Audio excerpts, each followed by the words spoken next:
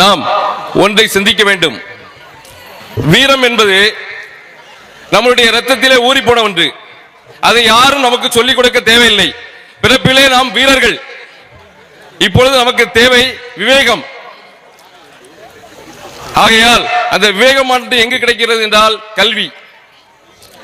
இந்த கல்வியினுடைய முன்னேற்றத்திற்காக பாடுபட்ட தலைவர்கள், கல்வி தந்தை பி.கே. முக்கிய தேவர் அவர்கள், வழிவந்த நம் உறவுகள் அனைவரும் இந்த கல்வியின் மூலம் மட்டுமே நாம் அரசியல் அங்கீகாரத்தை பெற முடியும் என்பதை நீங்கள் உணர்ந்து கொள்ள வேண்டும். குறிப்பாக வருங்கால சந்ததியினராகிய இளைஞர்கள்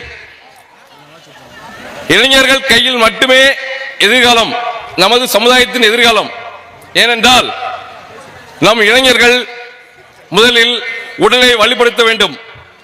எந்த விதமான தீய பழக்கங்களுக்கும் அடிமையாகிவிடாமல் நமது சமுதாயத்தின் விடிவெளிகளாக, நட்சத்திரங்களாக திகழ வேண்டும். கடந்த காலங்களில் நான் தேசிய நீரோட்டத்தில் தேசிய கட்சியில் மாநில பொறுப்புகள் பயணித்துள்ளேன். ஆனால் அப்பொழுதுதான் தெரிந்தது, இவர்கள் நம் சமுதாயத்திற்காக எதையுமே செய்ய போவதில்லை என்று. பாரத பிரதமர், நமது நாட்டினுடைய பாரத பிரதமர் அவர்களுடைய படத்தை என்னுடைய சட்டப்பையில் வைத்து அழைத்து தெரிந்து கொண்டிருந்தேன். அப்பொழுதும் யோசித்தேன், நாம் எங்கெல்லாம் நாம் நம்மளுடைய அதிகாரத்தை இழக்கிறோம் என்றால், இந்த அரசியல் ஆனது நம் கையை விட்டு நழுவி இன்னொரு கையில் இருக்கும் போது நம்ம அந்த அதிகாரத்தை பின்பற்ற நம்மளால் முடியவில்லை, அந்த அதிகாரம் கிடைக்கவில்லை. ஆகையால் எனது அருமை நண்பரும் PMT மக்கள் பாதுகாப்பு இயக்கத்தின்